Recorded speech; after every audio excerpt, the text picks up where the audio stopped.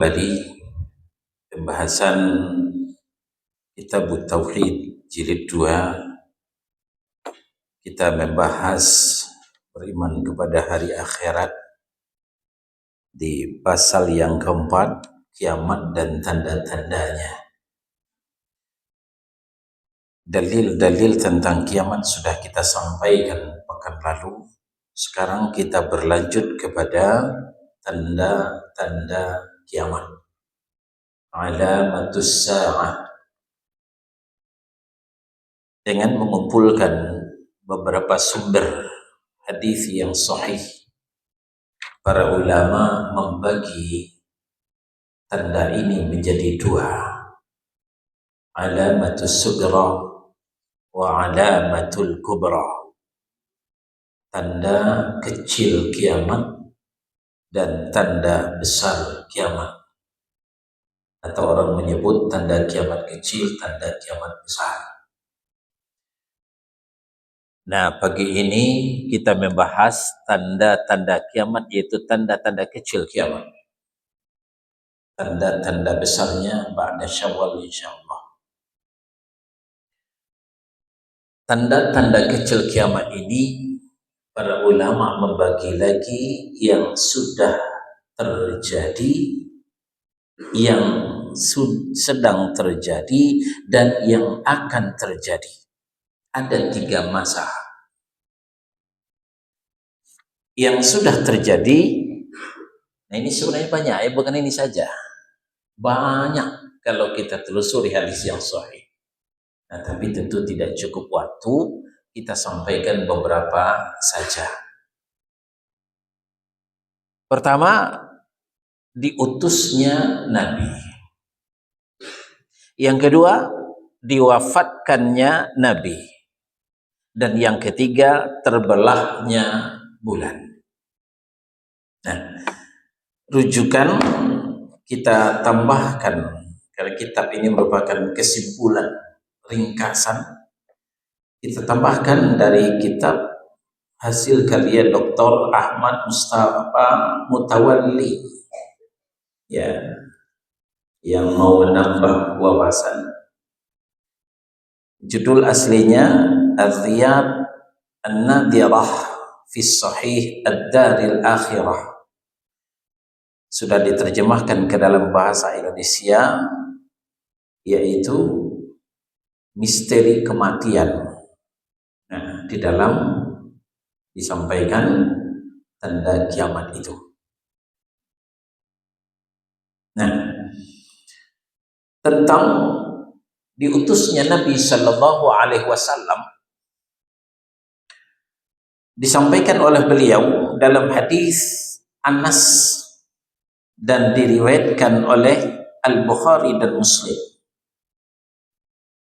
Kata Nabi Sallallahu Alaihi Wasallam, bu'ithtu ana wasa'atu kahataini. Aku diutus oleh Allah Sallallahu Alaihi Wasallam dengan kiamat sudah seperti ini. Ya, diceritakan oleh Anas, wa dhamma sabbabata wal wusta.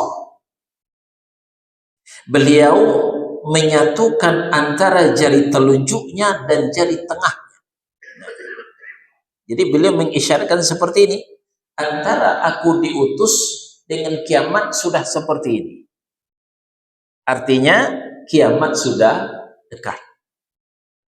Nah, ini dengan diutusnya Rasulullah Shallallahu Alaihi Wasallam merupakan tanda kecil daripada kiamat.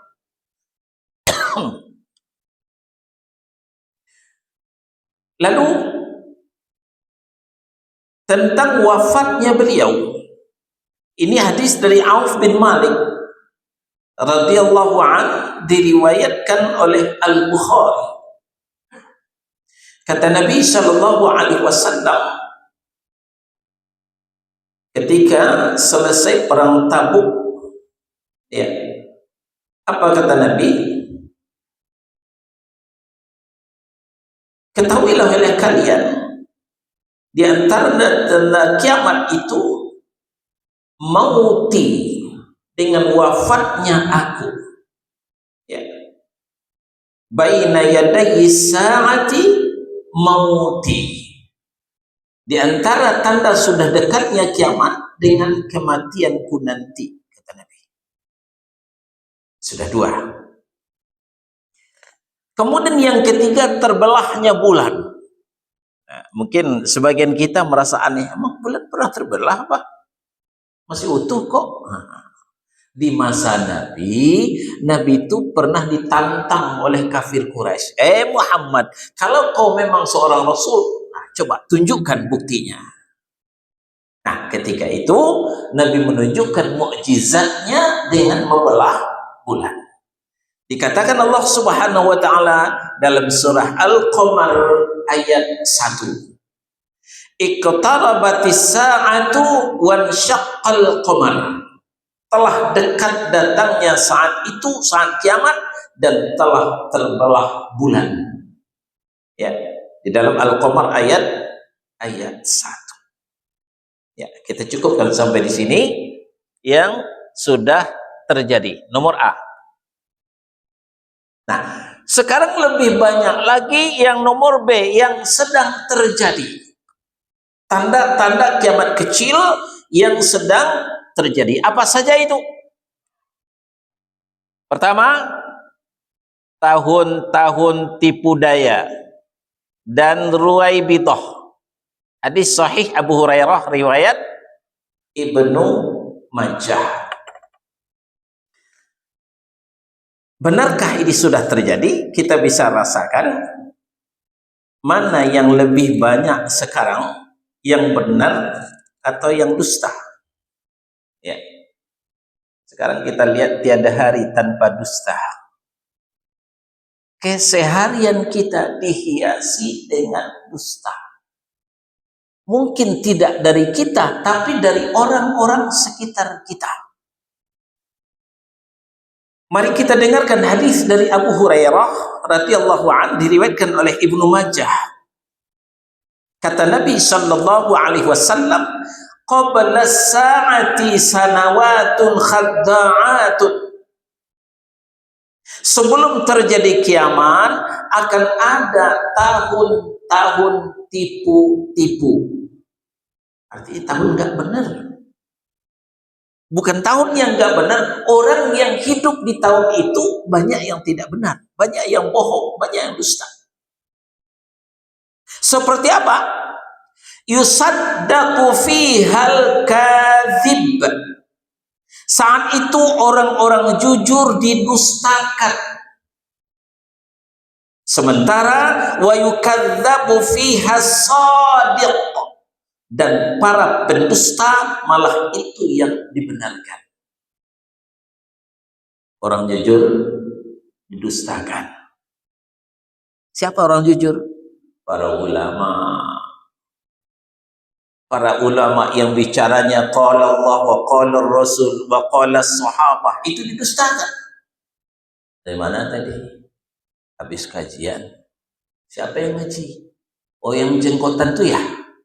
Yang celal cingkrang itu ya? Wahabi ya? Oh, saya nggak percaya. Al-Quran disampaikan nggak percaya, hadis disampaikan nggak percaya. Jadi orang-orang yang jujur didustakan. Sebaliknya para pendusta itu yang dibenarkan. 5 tahun yang lalu sudah berdusta. Sekarang kita benarkan lagi. Lewat lagi 5 tahun, berdusta lagi, bohong lagi. Mau dibenarkan 5 tahun berikutnya. Fakta yang bicara. Survei membuktikan. Malah kita gampang lupa. Kemarin kita dibohongi, sekarang kita benarkan lagi. Kemarin kita didustai, sekarang kita benarkan lagi. Itulah kondisi yang terjadi pada hari ini. Lanjut. Wa yu'tamanu fihal kha'in. Orang yang terpercaya dikhianati. Ada orang yang dipercaya Dia tidak neko-neko, dia tidak mengharapkan apa-apa. Dia cuma berjuang, apakah yang diperjuangkan itu dinullah, apakah yang diperjuangkan itu negara, yang diperjuangkan itu bangsa, itu dikhianati. Ya, betapa banyak pahlawan-pahlawan kita yang jujur itu dikhianati. Para ulama kita yang garis lurus itu dikhianati. Tidak jarang dipenjarakan, dicurigai, dikriminalisasi. Dan sebaliknya, wa yukhawwanu fihal amin, ya. Tadi wa yu'tamanu fihal kha'in, dan kemudian wa yukhawwanu fihal amin. Orang terpercaya dikhianati dan para pengkhianat dipercaya. Pada pengkhianat itu yang dipercaya. Lalu qila wa yantiqu fiha ruwaibidah. Nah, muncullah ruwaibidah. Qalu wa ma ruwaibidah? Ya. Ditanyakan oleh orang, siapa ruwaibidah itu ya Rasul? Qal ar-rajulu tafihu fi amril ammah. Orang bodoh, tidak punya ilmu, lalu ikut bicara dalam hal perkara-perkara yang umum. Nggak ngerti agama bicara agama, nggak ngerti Islam bicara Islam. Bukan keluar dari pesantren, nggak pernah belajar agama, ya. Nah, itu ikut belajar agama, ikut komen tentang agama. Ini diantara tanda kecil kiamat yang sedang terjadi. Ya, kita berlanjut. Ilmu dicabut, tersebar kebodohan, menjamurnya pembunuhan, tersebar perzinaan, khamar diminum, wanita lebih banyak dari pria 1:40 atau 1:50. Hadis Anas bin Malik, riwayat Al-Bukhari dan Muslim. Nah, ini lebih parah. Tanda kecil kiamat yang sedang terjadi. Hadis Anas bin Malik, riwayat Al-Bukhari dan Muslim. Min asyrati sa'ah, kata Nabi Shallallahu Alaihi Wasallam, di antara tanda kiamat, ayyaqilal ilmu, adalah sedikitnya ilmu, dicabut ilmu. Bagaimana dicabutnya ilmu? Satu, dengan cara wafatnya para ulama. Banyak ulama yang wafat, kemudian belum ada ulama sebagai penggantinya. Ada penggantinya, tapi keilmuannya tidak setara dengan ulama yang wafat. Sementara itu, ghirah, semangat orang untuk belajar ilmu agama sedikit. Belajar ilmu agama ke pesantren. Kapan ke pesantren? Kalau tidak lulus di sekolah favorit. Nggak lulus di sini, nggak lulus di sini, nggak lulus di sini. Nah, ke pesantren aja. Daripada tidak sekolah. Jadi daripada tidak sekolah, baru ke pesantren. Tapi yang otaknya jenius, itu tidak ke pesantren, pilihan utama. Ke pendidikan yang lain dulu. Maka semakin berkuranglah ilmu itu. Jarangnya minat untuk memperdalam ilmu agama. Nah, kemudian ilmu yang ada tidak barokah. Ilmu yang sudah disampaikan, sudah sering disampaikan, tidak barokah. Apa bukti nggak barokah? Nggak mudeng-mudeng. Nah, itu menunjukkan ilmu tidak barokah. Salah satu contoh, kita sering sampaikan tentang sutrah. Ya, sutrah itu Papan itu sutrah namanya, pembatas ketika sholat. Perhatikan, sebagian jamaah kita apakah nggak tahu ataukah nggak mau tahu, suka sholat sunnah di belakang, nggak mau pakai sutrah. Padahal sutrah itu disyariatkan, ya. Sutrah itu disyariatkan.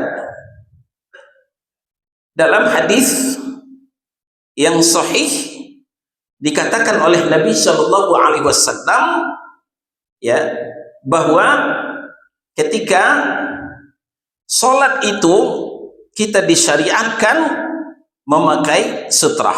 Ya, kita bacakan hadisnya.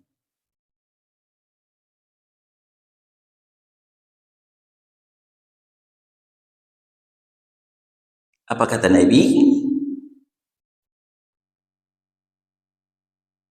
Ya. Idza shalla ahadukum falyasil ila sutrah. Bila di antaramu sholat, maka sholatlah menghadap sutrah. Ini ilmu. Hadis dari Suhail bin Abi Badi Hathmah, ya. Sahih diriwayatkan oleh Abu Daud, An-Nasai, dan Ahmad. Sutrah itu apa? Pembatas. Pembatas itu apa? Ada yang sudah tetap, ada yang berubah. Yang sudah tetap dinding, tiang, sudah tetap, nggak berubah lagi. Ada yang berubah, yang dibuat itu seperti papan, itu sutrah. Apa tujuannya sutrah? Supaya orang nggak lewat-lewat di depan kita. Karena lewat di depan orang sholat itu dosa besar. Kata Nabi, kalaulah tahu kalian dosa melewat di depan orang sholat, dia akan menunggu selama 40. Nah, ada yang mengatakan 40 hari, 40 tahun. Ya. Katakanlah 40 hari, itu lebih sebulan. Mending kita nunggu selama sebulan daripada lewat di depan orang sholat. Begitu besarnya dosa melintas di depan orang sholat. Jadi tanpa kita sadari, kita beribadah bikin dosa. Perhatikan baik-baik, kita beribadah niatnya mau mengumpulkan pahala, tapi dengan sholat tanpa sutrah kita sudah beribadah membuat dosa. Membuat dosa untuk diri sendiri dan membuat dosa untuk orang lain. Maka saya sampaikan kepada jemaah, kalau berat rasanya nenteng-nenteng papan itu, merapatlah ke depan sholat sunnah. Ya nggak usah deh tenteng-tenteng papan, merapat ke depan. Cukup dinding ini menjadi sutrah kita. Atau sholat di depan tiang, jangan di samping tiang, sama jaga bohong. Di belakang tiang sholatnya, tiang itulah yang dijadikan sutrah. Nah, coba lihat besok, masih ada nggak sholat di belakang? Mundur ke belakang, tapi nggak pakai sutrah, menunjukkan nggak mudeng-mudeng, menunjukkan ilmu tidak barokah. Nah, ini maksud dicabutnya ilmu. Nah, kemudian menyebarnya kebodohan, wa yaksurul jahlu, menyebarnya kebodohan. Apa itu bodoh? Ya, maaf, mungkin agak kasar di sebagian telinga kita, tapi begitulah bahasa Nabi. Menyebar ketidaktahuan karena sedikitnya ilmu. Udah jelas dikatakan Nabi, kullu bid'atin dhalalah, setiap bid'ah itu sesat. Masih bersitegang urat leher, ada kok bid'ah hasanah. Lebih pintar pula dari Nabi Shallallahu Alaihi Wasallam. Ini contoh menyebarnya kebodohan. Dari mana itu ada bid'ah hasanah itu? Padahal Nabi mengatakan kullu bid'atin dhalalah. Wa yafsuz zina, zina berserakan, ya. Zina itu dilakukan secara terang-terangan, menjamurnya perzinaan, ya. Tersebarnya perzinaan. Malah sekarang ada istilah zina syar'i. Nah, kan sekarang serba syar'i, ya, serba syar'i. Musik syar'i, ya. Bank syar'i, bank syariat, musik syariat, zina syariat. Apa itu zina syariat? Nikah mut'ah, kawin kontrak. Nah, itu nikah apa? Zina syar'i. Kenapa? Zina tapi berbungkus dengan syar'i. Pada nikah mut'ah itu, kawin kontrak itu sudah dimansukh oleh Nabi Shallallahu Alaihi Wasallam, sudah direvisi, sudah dianulir hukumnya. Tapi oleh agama Syiah itu masih ada nikah mut'ah, kawin kontrak. Ya, jalanlah ke Bogor, ke Puncak, itu sarangnya di situ. Ya, nampak anak gadis yang cantik, ya, pegang tangannya, mau dikontrak sejam 2 jam, semalam 2 malam, dan mereka juga menjajakan diri untuk itu karena dianggap sebagai sudah nikah. Pada itu sebenarnya adalah zina terselubung, ya, zina terselubung. Ini tanpa kita sadari tersebarnya perzinahan. Wa yushrabul khamr, diminumnya khamar. Malah khamar sekarang punya nama yang banyak. Ada namanya sabu-sabu, ada namanya inek, ada namanya ekstasi, ada macam-macam, ya, segala yang memabukkan itu. Wa taktsuran nisa'u wa yaqillur rijal, banyaknya wanita, sedikitnya pria. Hatta yakuna li khamsina ra'atan al-qayyimul wahid, sehingga 50 wanita itu sebanding dengan seorang laki-laki, kata Nabi Shallallahu Alaihi Wasallam. 50 wanita sebanding dengan 51 orang lelaki, ya. Itu hadis riwayat Al-Bukhari dan Muslim. Di riwayat yang lain, wa yura rajulul wahidu yatba'uhu arba'una mar'atan. Ketika itu seorang laki-laki terlihat diikuti oleh 40 orang wanita. Mereka berlindung pada lelaki itu karena sedikitnya kaum lelaki dan banyaknya kaum wanita. Nah, ini sudah kita lihat. Nah, tapi mungkin belum kita hitung, belum kita buktikan benar tak 1:40, 1:50. Yang jelas banyaknya wanita sekarang sudah kita buktikan. Kita berlanjut, ya, penghalalan zina, sutra, khamar, nyanyian. Nah, ini juga merupakan tanda sudah dekatnya kiamat. Kata Nabi Sallallahu Alaihi Wasallam dalam hadis dari Malik, ya, hadis dari Malik diriwayatkan oleh Al-Bukhari. Kata Nabi Sallallahu Alaihi Wasallam, la yakunanna min ummati aqwamun yastahilluna al-hira wal harira wal khamra wal ma'azif. Sungguh di antara umatku akan ada kaum yang menghalalkan zina. Nah, jadi sudah kita sampaikan, ya, dengan dalih nikah mut'ah, kawin kontrak, padahal itu hakikatnya zina, itu dihalalkan. Dihalalkan sutra. Sutra itu hanya dihalalkan untuk wanita, tapi sekarang pria memakai sutra. Dihalalkannya nyanyian atau musik. Ternyata musik disejajarkan oleh Nabi dengan zina, dengan khamar. Itu dihalalkan sekarang, ya. Malah ada Kiai Haji Raja Dangdut sekarang. Kiai Haji Raja Dangdut, wah, itu laris, itu diundang acara-acara hari besar Islam. Kiai Haji Raja Dangdut itu yang lebih populer.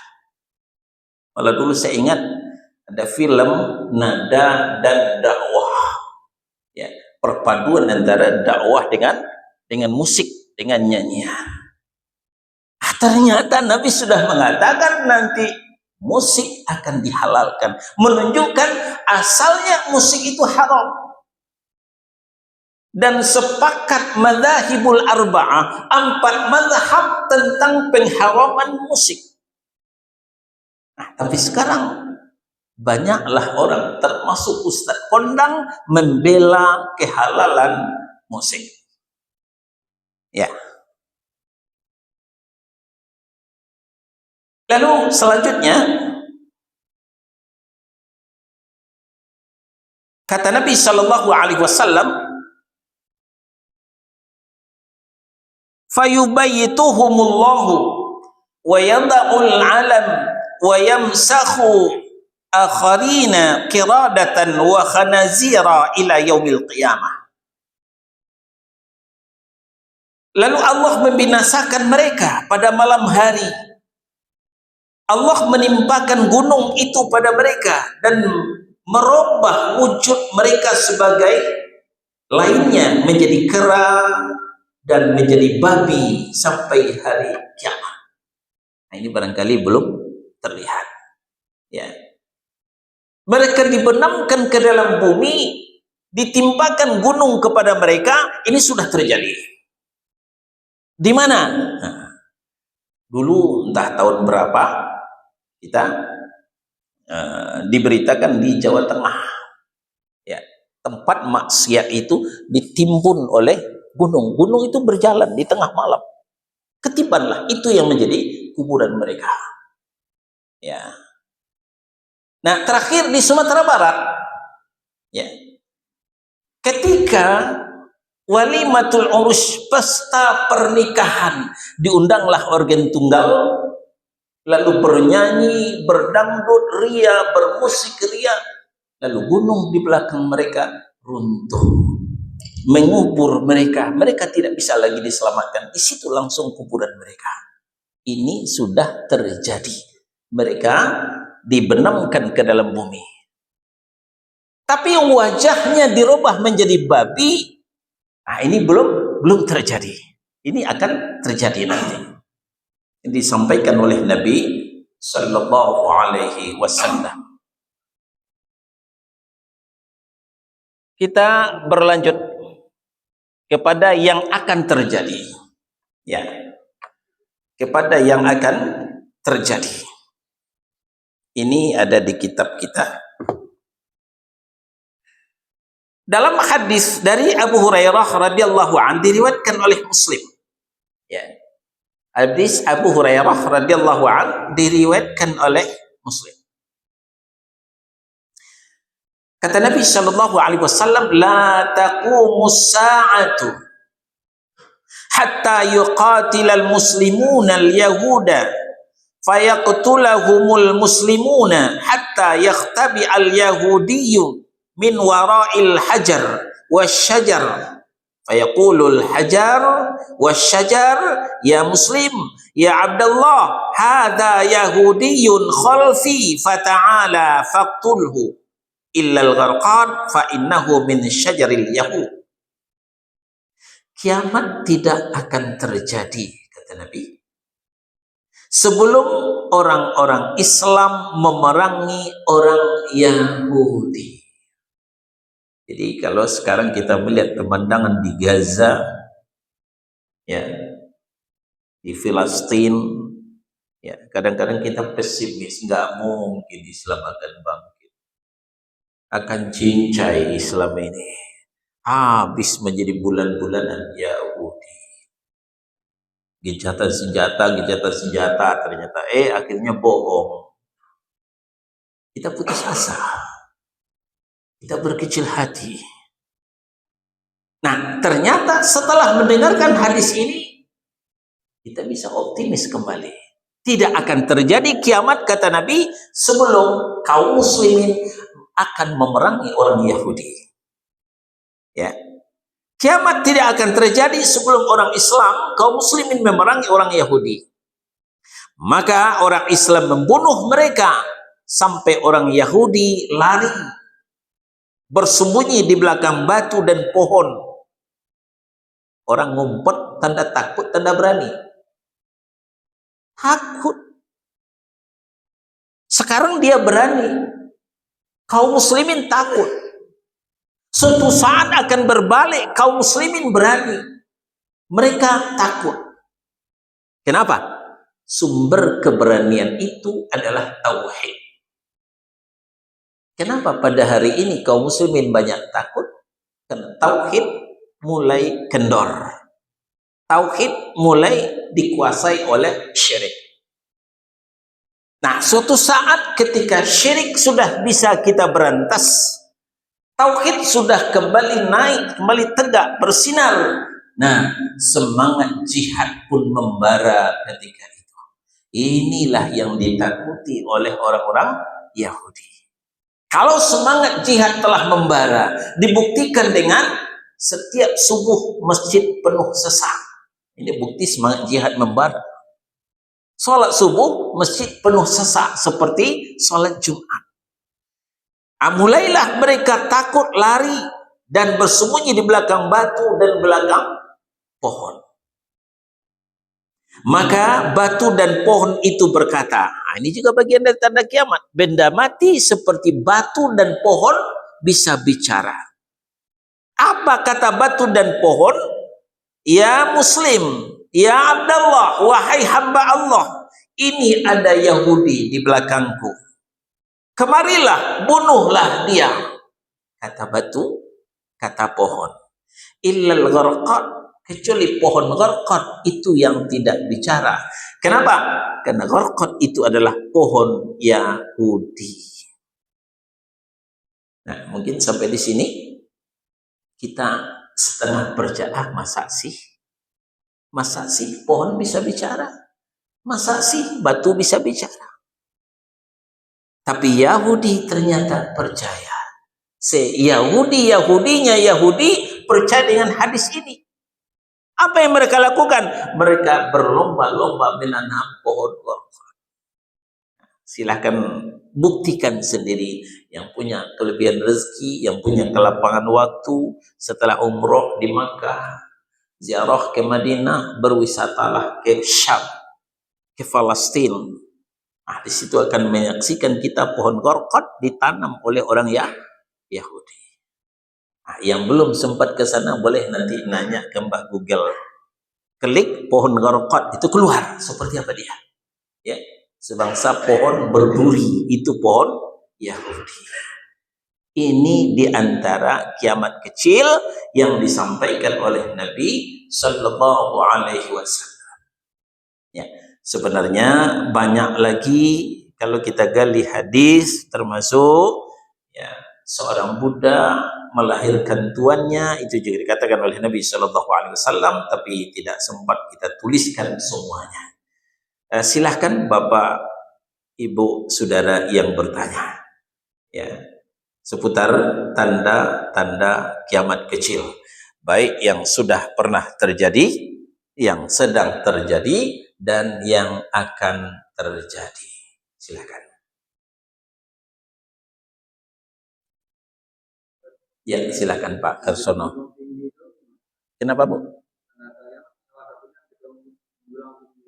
Ya, itu bagian daripada tanda kiamat.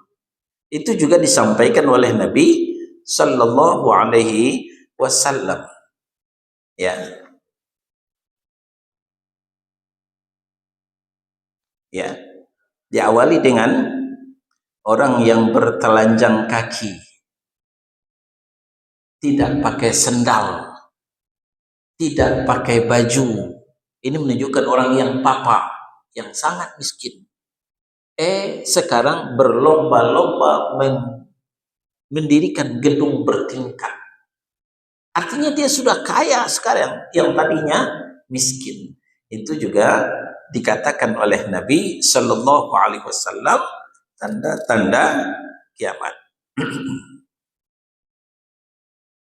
Ya, ini ada juga dalam kitab terkenal dengan hadis Jibril.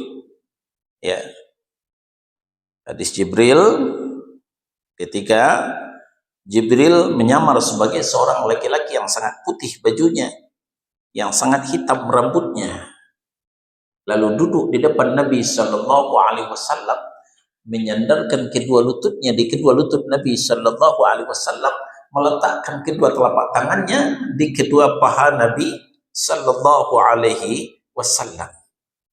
Nah, lalu ditanya, lalu langsung bertanya kepada Nabi Shallallahu Alaihi Wasallam, setelah menanyakan, ya Muhammad, akhbirni anil Islam. Dijawab oleh Nabi. Lalu dia tanya lagi, akhbirni anil iman.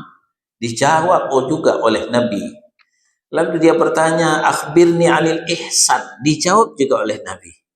Terakhir dia menanya, mata sa'ah, kapan terjadinya kiamat? Lalu Nabi menjawab, mal mas'ulu anha bi'a'lama minas sa'il. Orang yang ditanya tidaklah lebih tahu daripada yang bertanya. Namun wasaukhbiruka an asyratiha, akan kusampaikan kepadamu sebahagian dari tanda-tanda kiamat, kata Nabi. Idza waladatil amatu rabbaha, idza tatawala ru'atul ibilil buhmu fil bunyan. Ya, tanda-tanda kiamat itu adalah jika budak wanita telah melahirkan tuannya. Budak wanita melahirkan tuannya, ini ada dua pengertian, ya, ada dua makna, makna hakiki dan makna majazi. Makna hakiki benar-benar terjadi, budak melahirkan tuannya. Nah, gimana ceritanya? Ketika terjadi peperangan antara kaum muslimin dengan orang kafir, peperangan dimenangkan oleh kaum muslimin. Laki-lakinya ditangkap, dipenjarakan, ya, ada yang dibunuh, perempuannya ditangkap, dijadikan budak. Nah, dalam Islam, budak itu boleh dikawini. Setelah budak itu hamil, melahirkan, anaknya bukan budak, anaknya merdeka, ya. Nah, jadi anaknya itu menjadi majikannya. Nah, itu namanya makna hakiki, budak melahirkan tuannya. Lalu ada makna majazi, ini sindiran, ya. Seperti apa? Orang tuanya miskin, anaknya sukses. Nah, lalu anaknya ini sibuk di kota besar, nggak sempat pulang kampung, maka dikirimin duit pulang, diminta orang tuanya ke kota. Nah, biasanya orang tua kan nggak kerasan di kota. Beberapa hari kemudian minta pulang. Apa kata si anak? Ngapain ibu pulang? Bapak tinggal di sini saja, daripada kita cari pembantu. Apa artinya ini? Ya. Bapak di sini saja, ibu di sini saja. Kan ada cucu di sini. Daripada kita cari pembantu. Dia tidak mengatakan ibu saja jadi pembantu saya, dia nggak mengatakan begitu. Jadi kata yang tergantung daripada kita cari pembantu, inilah kenyataan pada hari ini. Anak yang sukses menjadikan orang tuanya sebagai budak, sebagai pembantu, sebagai babysitter, sebagai tukang kebun. Ini makna majazi namanya. Nah, lalu dilanjutkan oleh Nabi Shallallahu Alaihi Wasallam. Jika para pengembala unta yang jelata, tadi saya katakan telanjang kaki, tidak pakai sendal, tidak pakai baju, tapi berlomba-lomba dalam meninggikan bangunan, membuat gedung bertingkat, menunjukkan dia sudah menjadi orang kaya mendadak. Ini juga bagian dari tanda kiamat. Wallahu a'lam. Ada lagi yang lain? Ya, silakan Pak Joko.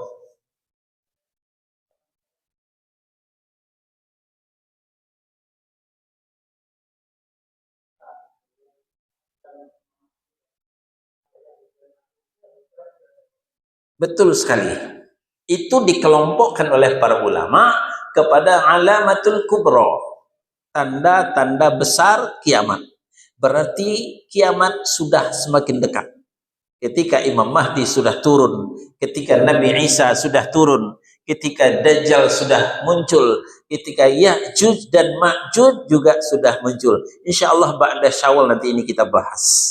Ya, masih prematur Pak Joko.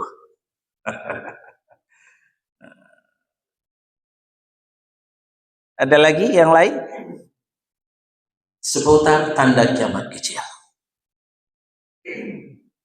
Ya, kalau tidak ada, kita cukupkan sampai di sini. Subhanakallahumma wa bihamdika asyhadu an la ilaha illa anta astaghfiruka wa atubu ilaik. Wassallallahu ala nabiyyina Muhammadin wa ala alihi wa sahbihi wasallam. Barakallahu li wa lakum. Wassalamu alaikum warahmatullahi wabarakatuh.